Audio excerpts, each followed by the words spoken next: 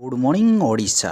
आज डिसेम्बर 26 तारिख 2024 मसीहा राज्य देश एवं विदेशर प्रमुख 20टी गुरुत्वपूर्ण खबर जानापी भिडटी प्रथम शेष पर्यंत देखा आपण को अनुरोध। इस्तफा ना हटा जाइछि रघुवर इस्तफार जनापड़ा बड़ कारण देश में राज्यपाल एक बड़ धरणर अदल बदल होइछि। गोटे पटे राष्ट्रपति मुर्मू ओडिशार राज्यपाल रघुवर दास इस्तफा ग्रहण करिसेंति, अन्यपटे बिहार मिजोराम केरल एवं मणिपुर राज्यपाल परिवर्तन मध्य कराइछि। राष्ट्रपति ओडिशार पूर्वतन राज्यपाल रघुवर दास इस्तफा ग्रहण करिसेंति। राज्य में भाजपा सरकार आसिला परे एकाधिक कारण पई रघुवर दास विवादीय होई पड़िथिले। तांको पुओ जणे सरकारी कर्मचारी को पुरी राजभवन में माड़ मारिथिबा घटनार चर्चा को आसीथिले। सेहीपरि विधानसभा अधिवेशन में विश्वविद्यालय संशोधन बिल पारित करने रघुवर दास अड़ुआ साजिथिले। एही बिल को कैबिनेट मंजूरी मिल सारिथिले मध्य राज्यपाल कार्यालय एपत्ति नहीं आपत्ति उठाइथिले। एही दुईटी कारण पई भाजपा केंद्रीय नेतृत्व एपरी कठोर पदक्षेप नेले एहा पछर अन्य किछि कारण रहिछि कि ताहा जनापड़ी नाही। मागणा राशन पाउथुवा हिताधिकारी को झटका चाउल सह मिलिबनी गहम उपभोक्ता को मिलिबनी पीडीएस गहम। राज्य सरकार खाद्य सुरक्षा योजना हिताधिकारी को जनवरी मासरू गहम देबे बोली कहिथिले। हिताधिकारी को 4 किलो चाउल सह गहम देबाकू व्यवस्था होइतिला।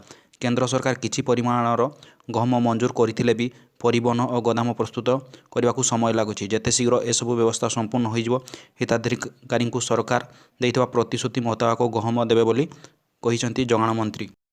भुवनेश्वर जयंतान मैदान रे जनवरी 8 रु 10 मध्य हेबाकु थिबा प्रवासी भारतीय दिवस रे प्रधानमंत्री नरेंद्र मोदी एवं राष्ट्रपति द्रौपदी मुर्मू जोगदेवे। मोदी 9 रे यार उद्घाटन कार्यक्रम जोगदेवे। 10 तारिख रे उद्यापनी उत्सव रे राष्ट्रपति सामिल हेबे। 140 देशरू 5000 रु 7000 प्रवासी भारतीय एथिरे जोगदेवे। सेमानकर रहणी पई पर्यटन विभाग को दायित्व दिया जायछि। सुविधाजनक गमनागमन पई क्रूट 5टी डबल डेकर बस सहित 50टी नुआ बस दियाजिबो बोली मुख्यमंत्री कहिसेंति। आसंता 28 तारिख रे संबलपुर को आसिबे केंद्र गृहमंत्री अमित शाह। एने केंद्र मंत्री धर्मेंद्र प्रधान सूचना दैछंती। संबलपुर रे पहुंचिबा परे मां समलेश्वरी को दर्शन करिवे।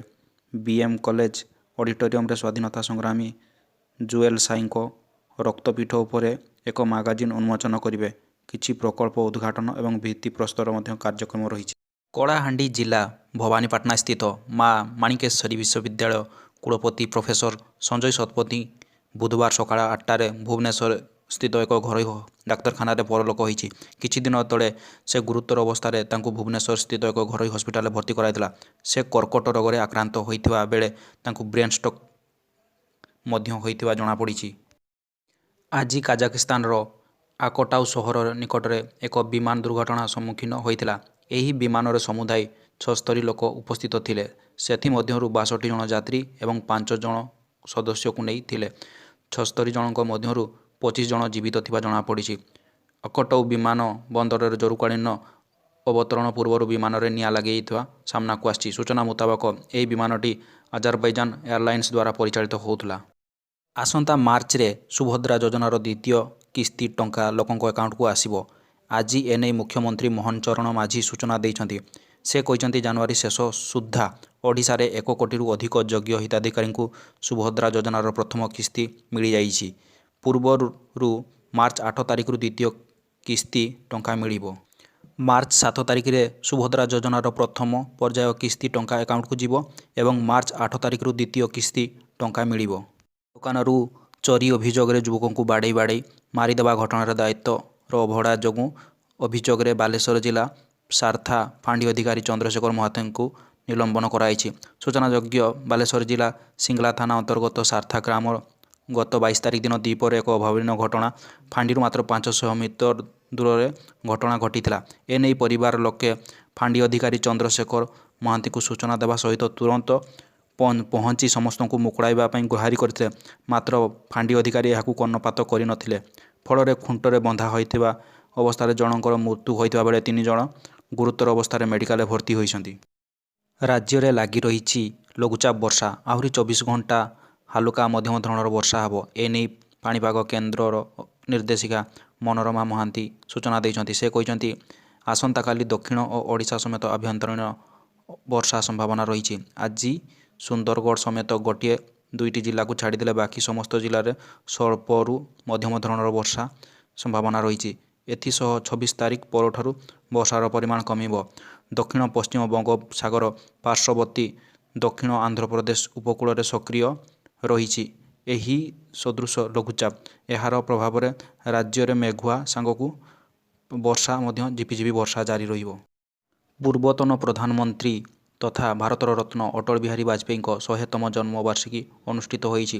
ଏହି ବିଶେଷ ଅବସରରେ ପ୍ରଧାନମନ୍ତ୍ରୀ ନରେନ୍ଦ୍ର ମୋଦି ତାଙ୍କୁ ମନେ ପକାଇ ଶ୍ରଦ୍ଧାଞ୍ଜଳି ଅର୍ପଣ କରିଛନ୍ତି। ଏକ ଶକ୍ତିଶାଳୀ, ସମୃଦ୍ଧ ଏବଂ ଆତ୍ମନିର୍ଭରଶୀଳ ଭାରତ ଗଠନ ପାଇଁ ସେ ନିଜ ଜୀବନକୁ ଉତ୍ସର୍ଗ କରିଥିଲେ। ଏଥିସହ କେନ୍ଦ୍ରମନ୍ତ୍ରୀ ତଥା ଅମିତ ଶାହା ଲେଖିଛନ୍ତି, ମୁଁ ପୂର୍ବତନ ପ୍ରଧାନମନ୍ତ୍ରୀ ଭାଜପାର ପ୍ରତିଷ୍ଠାତା ଅଟଳ ବିହାରୀ ବାଜପେୟୀଙ୍କୁ ତାଙ୍କ ଜନ୍ମବାର୍ଷିକୀ ଅବସରରେ ଭକ୍ତିପୂର୍ଣ୍ଣ ଶ୍ରଦ୍ଧାଞ୍ଜଳି ଅର୍ପଣ କରୁଛି। ଅଟଳଜୀ ମାଧ୍ୟମରେ ଦେଶର ବିକାଶ ଏବଂ ସମୃଦ୍ଧତା ଆସିଛି। ସ୍ତ୍ରୀର ଗଳା କାଟି ସ୍ୱାମୀଙ୍କ ଆତ୍ମହତ୍ୟା ଉଦ୍ୟମ। କଟକ ସିଦ୍ଧେଶ୍ୱର ସାହିରେ ଏଭଳି କିଛି ଅଭାବନୀୟ ଘଟଣା ଘଟିଛି।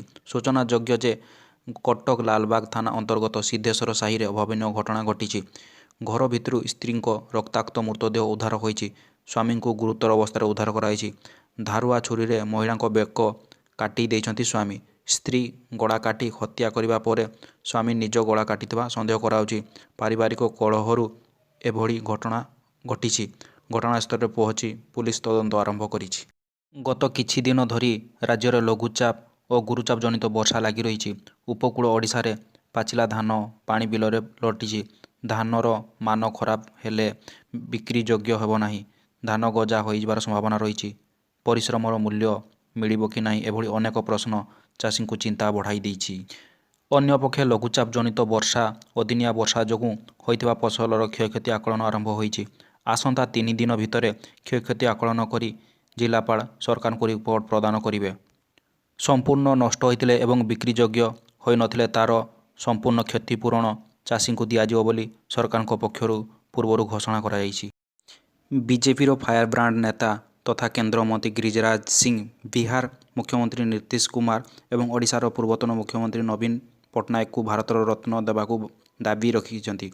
ଗିରିରାଜ ସିଂ କହିଛନ୍ତି ଯେ ଆଜି ଅଟଳଜୀଙ୍କ ଜନ୍ମ ବାର୍ଷିକୀ ଅବସରରେ ମୁଁ ଏତିକି କହିବି, 2025ରେ ହେବାକୁ ଥିବା ବିହାର ବିଧାନସଭା ନିର୍ବାଚନକୁ ନେଇ କେହି ଦ୍ୱନ୍ଦ୍ୱରେ ରହିବା ଉଚିତ ନୁହେଁ।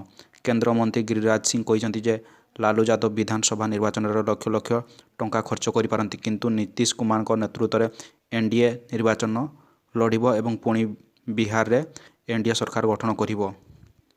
ଆଜିର ପିଲାମାନେ ଯେଉଁମାନେ 30 ବର୍ଷ ବୟସରେ ହୋଇଛନ୍ତି ସେମାନେ ଲାଲୁ ଯାଦବଙ୍କ ସେହି ଜଙ୍ଗଲରାଜ ଦେଖି ନାହାନ୍ତି। ଗିରିରାଜ ସିଂ କହିଛନ୍ତି ଯେ ଲାଲୁ ଯାଦବଙ୍କ ଶାସନ ସମୟରେ ଡାକ୍ତରଖାନା ବିଦ୍ୟାଳୟ ଅବସ୍ଥା ବହୁତ ଖରାପ ଥିଲା। ଆଜି ନୀତିଶ କୁମାର ଏହାକୁ ଏକ ଉଚ୍ଚ ସ୍ତରକୁ ନେବା ସହିତ କାର୍ଯ୍ୟ କରିଛନ୍ତି। ସେହିପରି ନବୀନ ପଟ୍ଟନାୟକ ମଧ୍ୟ ଓଡ଼ିଶାରେ ବର୍ଷ ବର୍ଷ ଧରି ସେବା କରିଥିଲେ। ଏହିପରି ବ୍ୟକ୍ତିଙ୍କୁ ଦେଶର ପୁରସ୍କୃତ କରିବା ଆବଶ୍ୟକ। ଏଥିସହ ଦିଲ୍ଲୀ ସମେତ ଦେଶର ବାଂଲାଦେଶର ଅନୁପ୍ରବେଶକାରୀଙ୍କୁ ପ୍ରଶ୍ନ କରିଛନ୍ତି ଗିରିରାଜ ସିଂ। କହିଛନ୍ତି ସମୟ ଆସିଯାଇଛି ସମାଜରୁ ବାଂଲାଦେଶଙ୍କୁ ଚିହ୍ନଟ କରି ସେମାନଙ୍କୁ ବାଂଲାଦେଶ ସରକାରଙ୍କ ସହିତ ହସ୍ତାନ୍ତର କରିଦେବା ଉଚିତ। ବର୍ତ୍ତମାନର ସରକାର ଚିଟ୍ଫଣ୍ଡ ଟଙ୍କା ଫେରସ୍ତ ପାଇଁ ସବୁ ପ୍ରକାରର ବ୍ୟବସ୍ଥା କରିଛନ୍ତି ବୋଲି କହିଛନ୍ତି ମନମୋହନ ସାମଲ। ରାଜ୍ୟରେ ପ୍ରାୟ 70 ଲକ୍ଷ ଚିଟ୍ଫଣ୍ଡ ଜମାକାରୀ ରହିଛନ୍ତି। 2013 ମସିହାରେ ଜମାକାରୀଙ୍କୁ ଚିହ୍ନଟ କରି ଟଙ୍କା ଫେରାଇବାକୁ କମିଶନ ବସାଇଥିଲେ ପୂର୍ବ ସରକାର। ଏହା ଭିତରେ ଜଷ୍ଟିସ୍ MM ଦାସଙ୍କ କମିଶନ 7ଟି ଅନ୍ତରୀଣ ରିପୋର୍ଟ ଦେଇଛନ୍ତି, ଯେଉଁଥିରେ 450ରୁ ଅଧିକ ଚିଟ୍ଫଣ୍ଡ ଦ୍ୱାରା ଠକେଇ ହୋଇଥିବା ପାଖାପାଖି 8,86,000 ଆବେଦନ କମିଶନଙ୍କ ନିକଟକୁ ଆସିଥିଲା।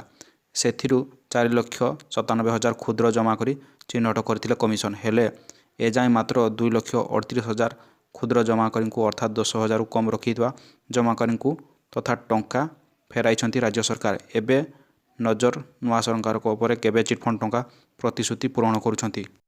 ପୁଷ୍ପା ପ୍ରିମିୟର ଶୋରେ ହୋଇଥିବା ଦଳାଚକଟା ଘଟଣାରେ ମୃତ ରେବତୀଙ୍କ ପରିବାରକୁ 2 କୋଟି ଟଙ୍କା ସହାୟତା ରାଶି ଘୋଷଣା କରାଯାଇଛି। ପୁଷ୍ପା 2 ସିନେମା ଟିମ୍ ପକ୍ଷରୁ ପୁରସ୍କାର ରାଶି ଘୋଷଣା କରାଯାଇଛି। ଡିସେମ୍ବର 4 ତାରିଖ ହାଇଦ୍ରାବାଦର ଥିବା ସନ୍ଧ୍ୟା ଥିଏଟର ନିକଟରେ ଏହି ଦଳାଚକଟା ଘଟଣା ଘଟିଥିଲା। ପୁଷ୍ପା 2ର ପ୍ରିମିୟର ଶୋ ଦେଖିବାକୁ ଅଲ୍ଲୁ ଅର୍ଜୁନ ଆସିଥିଲେ। ତାଙ୍କୁ ଦେଖିବାକୁ ଜମିଥିବା ଭିଡ଼ ଯୋଗୁଁ ଦଳାଚକଟା ଘଟଣାରେ 36 ବର୍ଷୀୟ ମହିଳାଙ୍କର ମୃତ୍ୟୁ ହୋଇଥିଲା। ତେବେ ତାଙ୍କ ପୁତ୍ରଙ୍କ ବ୍ରେନ୍ ଡେଡ୍ ହୋଇଥିଲା। ଘଟଣାରେ ପ୍ରଥମେ 25 ଲକ୍ଷ ପରେ 50 ଲକ୍ଷ ଏବେ 2 କୋଟି ଟଙ୍କା ସହାୟତା ରାଶି ଘୋଷଣା କରାଯାଇଛି। ଏଥିରେ ଅଲ୍ଲୁ ଅର୍ଜୁନ 1 କୋଟି ଟଙ୍କା ଦେବାକୁ ଥିବା ସିନେମାର ପ୍ରଯୋଜନା ସଂସ୍ଥା ଏବଂ ନିର୍ଦ୍ଦେଶକ ସୁକୁମାର 50 ଲକ୍ଷ ଟଙ୍କା ଲେଖାଏଁ ଦେବେ। କାର୍ କିଣିବା ସମୟରେ ଲୋକମାନେ ସାଧାରଣତଃ ଏଥିରେ ଥିବା ଅନ୍ୟ ସମସ୍ତ ଫିଚର ସହିତ ଏୟାରବ୍ୟାଗ୍ ସଂଖ୍ୟା ପ୍ରତି ବିଶେଷ ଧ୍ୟାନ ଦିଅନ୍ତି। ଏହାର ସବୁଠାରୁ ବଡ଼ କାରଣ ହେଉଛି ସୁରକ୍ଷା। ଆମେ ଭାବୁ ଯଦି କୌଣସି କାରଣରୁ ଆମର କାର୍ ଦୁର୍ଘଟଣାର ସମ୍ମୁଖୀନ ହୁଏ ତେବେ ଆମେ ଓ ଆମ ପରିବାରର ସଦସ୍ୟମାନେ ଏୟାରବ୍ୟାଗ୍ ପାଇଁ ଆମେ ବଞ୍ଚିଯିବୁ। କିନ୍ତୁ ଯଦି ଏହା ଏୟାରବ୍ୟାଗ୍ ପାଇଁ ଆପଣଙ୍କ ପାଇଁ କିମ୍ବା କୌଣସି ଆପଣଙ୍କ ପରିବାରର ସଦସ୍ୟଙ୍କ ମୃତ୍ୟୁର କାରଣ ହୁଏ ତେବେ ଆପଣ କ'ଣ କରିବେ? ଏହା ଟିକେ ଆଶ୍ଚର୍ଯ୍ୟ ଲାଗୁଥାଇପାରେ କିନ୍ତୁ ଏହା ହେଉଛି ସତ୍ୟ। ମୁମ୍ବାଇବାସୀ ଅଞ୍ଚଳରେ ଏୟାରବ୍ୟାଗ୍ ପାଇଁ ଜଣେ 6 ବର୍ଷ ବାଳକର ମୃତ୍ୟୁ ଘଟିଛି। ମୃତ୍ୟୁ ବାଳକଙ୍କର ନାମ ହର୍ଷ। ଦୁର୍ଘଟଣା ସମୟରେ କାର୍ ଆଗରେ ସିଟ୍ରେ ବସିଥିଲେ ହର୍ଷ। ଏୟାରବ୍ୟାଗ୍ଟି ତାଙ୍କ ଦେହରେ ମାଡ଼ ହେବା କାରଣରୁ ତାଙ୍କ ଶରୀରର ଅନେକ ଆଭ୍ୟନ୍ତରୀଣ ଅଙ୍ଗରେ ଆଘାତ ଲାଗିଥିଲା, ଯାହା ପାଇଁ ସେହି ଶିଶୁର ମୃତ୍ୟୁ ଘଟିଛି। ରାଜ୍ୟରେ ସମସ୍ତ ଥାନା ଓ ଫାଣ୍ଡିରେ 2025 ମାର୍ଚ୍ଚ 31 ସୁଦ୍ଧା ସିସିଟିଭି ବ୍ୟବସ୍ଥା କାର୍ଯ୍ୟକ୍ଷମ କରାଇବାକୁ ହାଇକୋର୍ଟ ମଙ୍ଗଳବାର ଦିନ ନିର୍ଦ୍ଦେଶ ଦେଇଛନ୍ତି। ମୁଖ୍ୟ ବିଚାରପତି ଚକ୍ରଧରୀ ସିଂ, ଶରଣ ସିଂ ଓ ବିଚାରପତି ସାବିତ୍ରୀ ରଥଙ୍କୁ ନେଇ ଖଣ୍ଡପୀଠ ଏହି ବହୁଚର୍ଚ୍ଚିତ ମାମଲାର ରାୟ ପ୍ରକାଶ କରି କେତେକ ଗୁରୁତ୍ୱପୂର୍ଣ୍ଣ ଆଦେଶ ଦେଇଛନ୍ତି। ସିସିଟିଭିକୁ ସେଣ୍ଟ୍ରାଲ ମନିଟରିଂ ସିଷ୍ଟମ (ସିଏମ୍ଏସ୍) ଏବଂ ଭିଡ଼ିଓ ମ୍ୟାନେଜମେଣ୍ଟ ସିଷ୍ଟମ (ଭିଏମ୍ଏସ୍)ରେ ଯୋଡ଼ିବା କାର୍ଯ୍ୟକ୍ରମ ମଧ୍ୟ ନିର୍ଦ୍ଧାରିତ ସମୟ ମଧ୍ୟରେ ଶେଷ କରିବାକୁ ଖଣ୍ଡପୀଠ ଆଦେଶ ଦେଇଛନ୍ତି।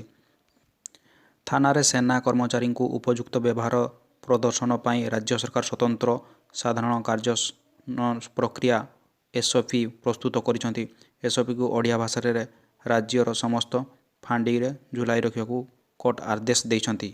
ଏହି ନିଯୁକ୍ତି ମାଧ୍ୟମରେ ଓପିଆର୍ବିରେ ପୋଲିସ ଷ୍ଟେସନ ଅଫିସର ଏବଂ ଆସିଷ୍ଟାଣ୍ଟ ଜେଲରଙ୍କ ସମେତ ବିଭିନ୍ନ ଭୂମିକାରେ ସବ୍ ଇନ୍ସପେକ୍ଟର ପଦବୀ ପୂରଣ ହେବ।